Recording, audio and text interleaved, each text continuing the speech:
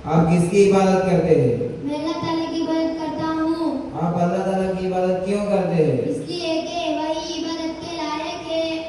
जो अल्लाह ताला की इबादत करते हैं उसको क्या कहते हैं? जो अल्लाह ताला की इबादत करते हैं उसे मुसलमान कहते हैं। जो अल्लाह ताला की इबादत नहीं करते उसको क्या कहते हैं? जो अल्लाह ताला को नहीं इबादत करते उसे काफिर कहते हैं।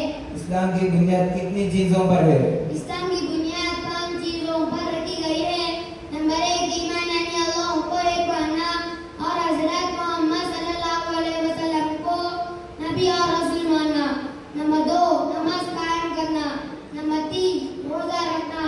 नंबर 4 ज़कात देना। नंबर 5 हज करना। रसूल किसको कहते हैं? रसूल अल्लाह ताला के बंदे और इंसान होते हैं।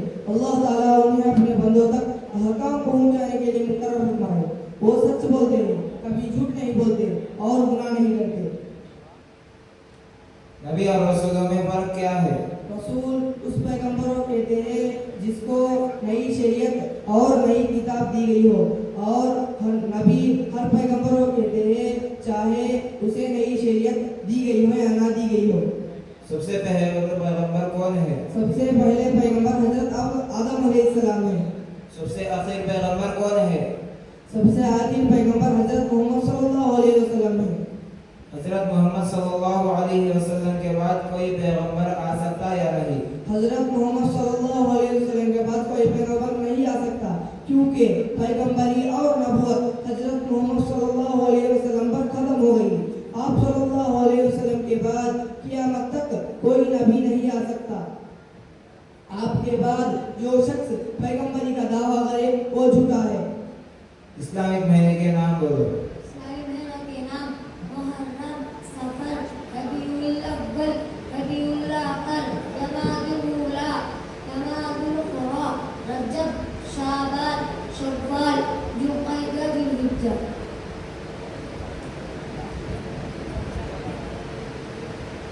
वज़ू के सुन्नत और वज़ू के फ़राइज़ नाम बोलो। अस्सलामु अलैकुम वरहमतुल्लाहि वबरकातुहू।